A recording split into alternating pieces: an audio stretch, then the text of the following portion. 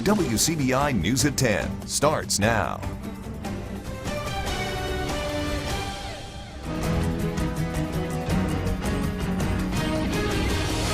Thanks for joining us tonight at 10. I'm Scott Martin. Investigators piecing together what led to a shooting in Lee County this evening. The search for a suspected car involved is still ongoing. Quentin Smith has more from Lee County. According to Lee County Sheriff Jim Johnson, the victim and two people were talking in the road on County Road 54. Then gunshots rang out. The victim tried to drive himself to the hospital, but then stopped on Highway 245. That's when he tried flagging down a vehicle to get a ride to the hospital. But it turns out the driver that the victim flagged down just happened to be an off-duty deputy. Sheriff Johnson says the deputy then transported the victim to North Mississippi Medical Center, where he went into surgery. Now at this time, Johnson says they're looking for a white Crown Vic. Now the victim's car was towed to the Lee County Sheriff's Department, and Johnson says it does have gunshot damage. Now this shooting is still under investigation. If you have any information on this incident, you're asked to contact the Lee County Sheriff's Department. But for now, reporting in Lee County, Quentin Smith, WCBI News. Also in Lee County, an investigation is underway after a fatal crash late this evening. The crash happened just after 6 o'clock on Highway 45 north of Saltillo. The Lee County Coroner's Office says one person died in the crash. Right now, the name is not being released pending family notification. The Coroner's Office is investigating. West Point's new police chief took a little time to talk about his first 3 months leading the department. Avery Cook took over the top slot October 3rd of this year, but he's no stranger to West Point PD. The chief has been in law enforcement for 18 years, even serving as West Point's assistant police chief until 2013. Cook is looking forward to building new relationships in the community in the coming year. We want to continue to build that relationship up with the community. We want to do more things in the community, get our officers involved in the community, and get the community involved with the police department. Chief Cook also says he's developed a good working relationship with the mayor and Board of Selectmen. West Point selectmen are trying to save a few trees and maybe a few dollars too. At a recent board meeting, Ward 3 selectman Ken Poole made known his issues with the mounds of paper surrounding his fellow selectmen. Today, the board discussed the possibility of getting laptops or tablets to use for city business. Although some have concerns, cutting back paper use seems to be the common thread among city leaders. Some selectmen are wanting us to look into digital applications on trying to control the amount of paperwork that they use. So we're going to look at what options are available to keep down some of the paperwork. City Administrative Officer Randy Jones says it would cost around $6,000 to equip the 5 selectmen. A West Point pastor will take over as interim city clerk starting next week. At today's meeting, West Point selectmen approved a $40,000 salary for Eddie Longstreet. Longstreet is the longtime pastor at St. Paul Missionary Baptist. He's a business administration, banking, and finance graduate of Mississippi State. Longstreet also holds a master's degree in theology. He replaces Dolores Doss, who retires at the end of this week. Time now to get a first look at our forecast with meteorologist Amanda Reynolds. Good evening, Amanda. Good evening there, Scott. Right now we're seeing temperatures in the low 40s, upper 30s, but we're starting to see some rain move in. And you can see on our live Doppler radar, you can see just those showers moving from the southwest to northeast. It's all associated with a complex of showers that's going to continue to push northeast overnight, and it could bring us the chance for some light freezing rain overnight in some spots. Otherwise, we're just going to see the clouds and rain. But when could we see even colder air? Details on that coming up in just a few minutes.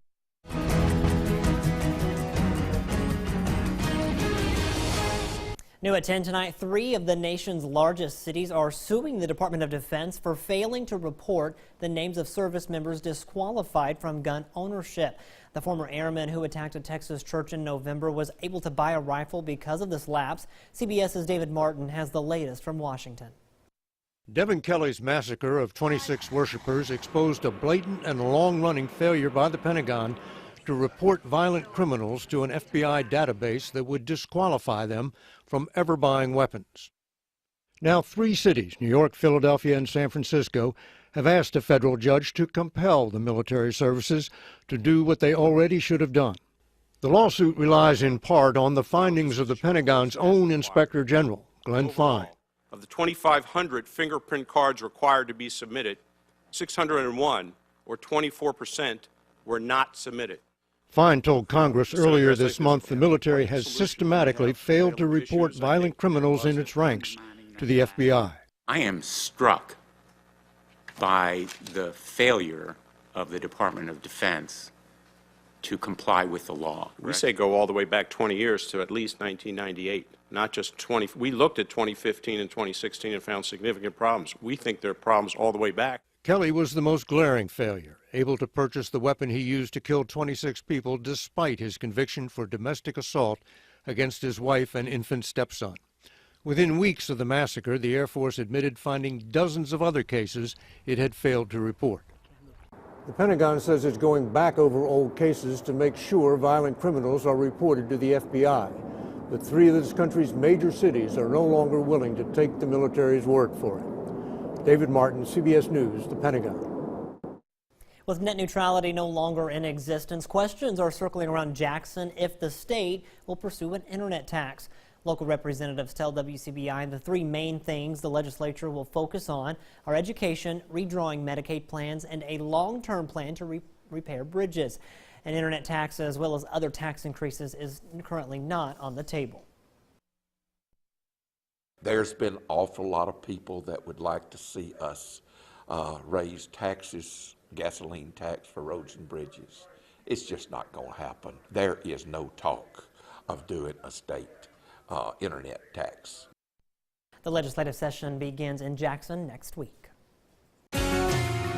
Well, most of us will drop down into the 30s tonight, but areas back to the northwest could even drop into the 20s. Possibility for some light freezing rain as we see some showers move into the region. Details on all of that right after the break. Your first alert forecast with meteorologist Amanda Reynolds. Well, it's 40 degrees right now in downtown Tupelo, but we're starting to see showers move into the area. Most of us already down into or right around that 40-degree mark. Areas back to the west, Winona, Kosciuszko, Calhoun City, 39 degrees, while areas back up to the north, Iuka, 34 degrees. So we're going to continue to cool off, even though we are mostly cloudy. We had those clouds that moved in earlier this afternoon, but all of that is associated with some rain showers that are surging in from the south as well. We're starting to see a few of those showers here in our area. We noticed between the 9 o'clock and 10 o'clock shows here in downtown Columbus, we started to see rain on the pavement. So we're starting to see a few of those showers. We could see a few more as we go into the overnight, as well as that second batch of rain pushes in from the south. Now with that rain, we can't rule out the possibility of some ice. So if you end up with one of those temperatures below that freezing mark, you could see some ice quickly form, but it should quickly dissipate as most of the surfaces are still above freezing. Now notice this line up here, that's the 32-degree line, and the rain is down to the south. So as that line creeps down to the south, that rain also pretty much creeps down to the south. So we're really not expecting to see too much as far as accumulation is concerned, as most of those surfaces are still fairly warm. So we have 2 of the 3 conditions for wintry mix. We have the moisture, we have this air temperature at 32 degrees or less. But as I mentioned, the ground's still very warm. It takes a lot of cold air for a while for those ground temperatures to be below that 32-degree threshold. We'll be around freezing as we start tomorrow morning with mostly cloudy skies. We'll warm up into the low 40s for tomorrow. We'll start to see a few of those clouds begin to clear as we go into the rest of tomorrow afternoon. But over the next 7 days, we're going to remain fairly cool, and we're really not going to see too much as far as rain chances, nothing like what we saw last week. But we could see a few of those showers overnight tonight and maybe even a few into tomorrow night as well. But to start off 2018, we're definitely going to have our first taste at what I might call a Midwestern winter.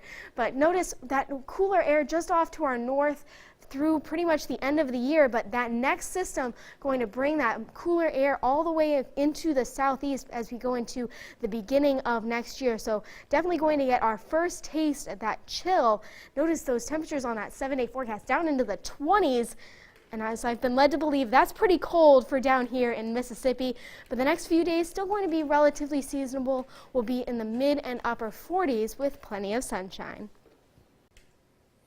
Well, you may have expected lines at your favorite store to be shorter today. When we come back, we'll tell you, I think that's something else. First, we'll tell you about the tree recycling thing in Tupelo. If you need to recycle your Christmas trees, take them down to Commerce Street, Ballard Park, East Side, Hancock Park, Theron Nichols, and the dog park. Undecorated Christmas trees, you can take them down there and have them disposed of.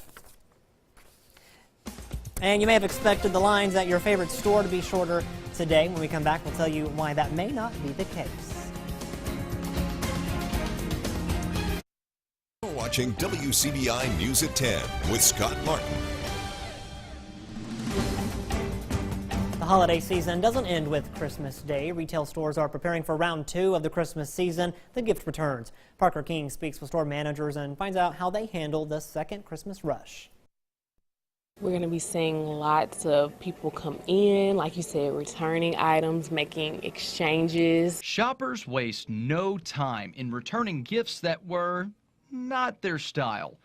Local retail stores capitalize on this part of the season. This time of the year, people returning gifts is an opportunity for us to sell them something, and for them, if they did not like the gift that they had, we could actually sell them something to replace that gift with that they didn't like. WCBI went to Belk and Columbus before 10 o'clock, and even though people were already shopping and returning, it's only the calm before the storm. The evening shift is like after 10 is when we really start seeing a little bit more influx of customers coming in to shop with us, exchange with us, or return with us. We're going to be seeing a lot more traffic for sure. Along with the normal everyday items, stores like Belk try to clear everything seasonal before the new year. Any coats, any type of holiday gift items, anything that is Christmas theme, holiday themes, that is the merchandise that is at a low price at this point in time. We definitely want to make sure that we have everything out on the floor. None of our merchandise is in the stock rooms. We have everything in the drawers, and we're prepared to sell everything we have. Even if you're not planning on returning any items, many stores will have their after Christmas clearance sales. The Slam Dunk at the Hump tournament tipping off, and the Bulldogs land in Jacksonville. Highlights and more are next in sports.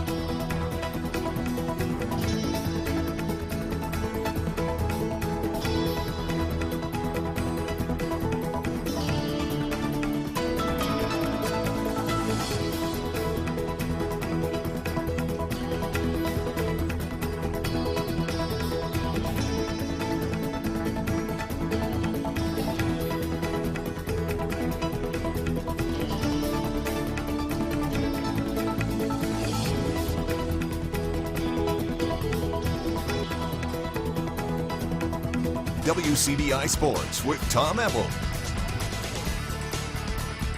Mississippi State lands in the Sunshine State, preparing to take on Heisman winner Lamar Jackson and the Louisville Cardinals in Saturday's bowl game. WCBI Sports Director Robbie Donahoe has made the trip to Jacksonville, Florida, and joins us with more on the first day of bowl prep. Robbie? Thank you, Tom. We welcome you here to Jacksonville. As you see around me, it's very quiet. There's not very many lights, so everything's just very calm, cool, quiet, dark. Feels weird. Doesn't feel like there's a big-time football game coming here, but the TaxSlayer Bowl will be going down here in Jacksonville coming up on Saturday between Mississippi State and Louisville. You see the beautiful bridge. We were here in 2013 for what was then the TaxSlayer.com Gator Bowl when Mississippi State played Northwestern, but this will be the third time in 8 years that MSU is playing here in Jacksonville.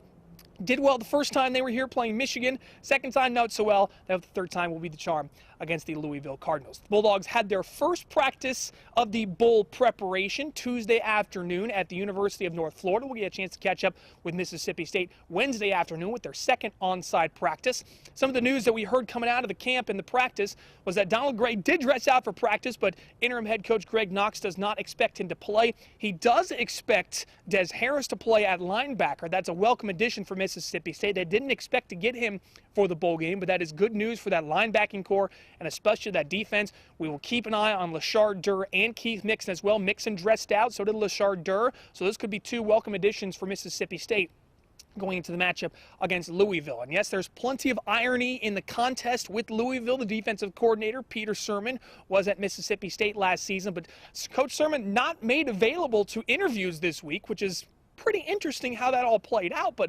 regardless, we will talk more Mississippi State at their second on-site practice coming up Wednesday afternoon. They'll also visit the Naval Station here in Jacksonville. We'll get a chance to follow along with that as well. So it's just day one here in Jacksonville. We will have much more with the Bulldogs at the Tax Slayer Bowl coming up throughout the week. For now, reporting here in Jacksonville, Robbie Donahoe for WCBI Sports. Tom, let's toss it back to you in Columbus. Thank you, Robbie. To Ole Miss, Jackson native and Rebel defensive lineman Breland Speaks will look to add his name to the long list of Mississippians to play football on Sundays. Speaks will forego his senior season and enter the 2018 NFL Draft. The junior smashed career highs in every statistical category, totaling 67 tackles, 7 sacks, along with a fumble recovery that came with a famous wave during the Egg Bowl. To hoops in the Hump, Tupelo boys taking on Durant at the Travis Outlaw Slam Dunk at the Hump tournament. A lot of Tupelo, not much of Durant in this one. It's Taj Crump with the nice up and under for the finish. Golden Wave up by 16 in the first. Later on, it's beautiful ball movement. What a pass inside to Crump with the grown man finish for 2. Tupelo rolling here, dropping dimes like there's holes in their pockets. It's a nice dish from Keandre Hampton to Javen Humphrey, who gets the friendly shooter's roll from mid-range. And still in the first quarter, or I should say second quarter we go. Chris Gilliam drives baseline and scores. Tupelo cruises 69-39 over Durant. Starkville girls in action, taking on Center Hill. Bit of a home game, you would say, for the Lady Jackets. Early on, Jariah Covington, she's going to miss the 3. But the theme for Starkville, Jaleesa Outlaw right there to finish and clean up the mess. Jackets with the early lead. Later on for Starkville, Tabria Gandy, she's going to get it in the corner after some nice ball movement. Got to get a hand in her face. That's way too much room. She's going to drain that every single time. Starkville extends the lead, and still in the first, Jaleesa Outlaw misses from mid-range, but they're cleaning up the mess again. Lady Jackets owning the board. That's Amaria Strong with the finish.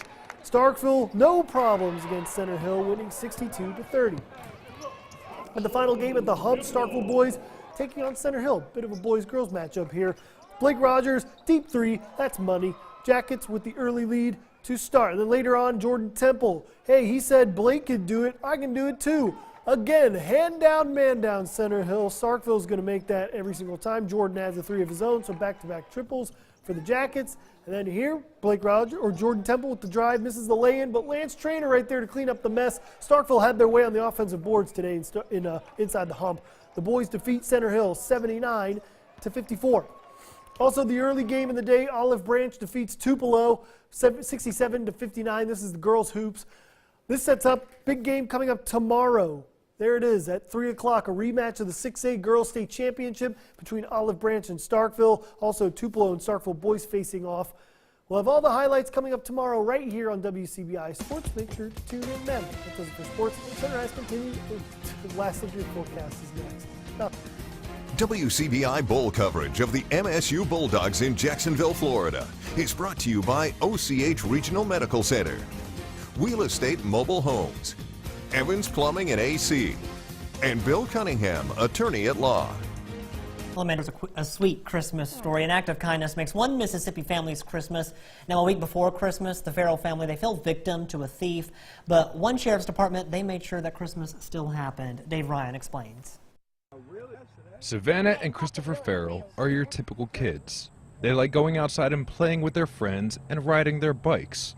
But Thursday morning, something happened that a parent never wants to say to a child. We were asleep and my friends spent the night, and in the morning my mom came to us and said that whoever was in our yard last night, they took our bikes. Their father, Larry Farrell, was out of town for work. He was the next to get the call from his wife. My wife called me saying that she had moved the kids' bikes out of the yard and put them up closer to the house, and come to find out, woke up the next morning, bikes were stolen. That's when Kelly Farrell, took to social media. She posted it on Facebook and put some pictures on there just to kind of give the people that share the page with her a little notification that be on the lookout for the bikes. It wasn't long before the Harrison County Sheriff's Office, realizing the bikes weren't in the area, stepped up to save the day. Captain Craig Niecase. We had some leftover bikes from the Christmas Star program, so I was able to go get a few of those bikes and take them to Academy Sports, and Academy was generous enough to swap those out, and we were actually able to get the exact bikes that were stolen from the kids and go give them back to them. That act of kindness went a long way with the family and the community. I was happy and glad that they were good people and replaced them. Happy because sometimes stuff like that doesn't happen, and the officers, they're really nice and thoughtful. For Niecase, it's just part of serving the community. They're pretty happy about it, and that's what it's about, you know, giving to the kids and making that lasting impression, showing that our community's all one. The impression it made on the family was a big one. I'd say that they are really nice people, and I'm glad that there are people like that in the world. It's nice to see something like that go on, you know, that there is still some nice people and, you know, around to do kind things for other people. It's a really cute story. Yeah, but if we ride bikes, we're going to have to bundle up, so yes, it looks like. At least going into the start of 2018. The next few days, not looking too bad, just a touch below normal. We'll be in the mid and upper 40s with plenty of sunshine, but yeah, going into 2018 is going to be a wee bit chilly. It'll be cold, all right. Thanks, Amanda. Thanks for watching. Have a good night. We'll see you tomorrow.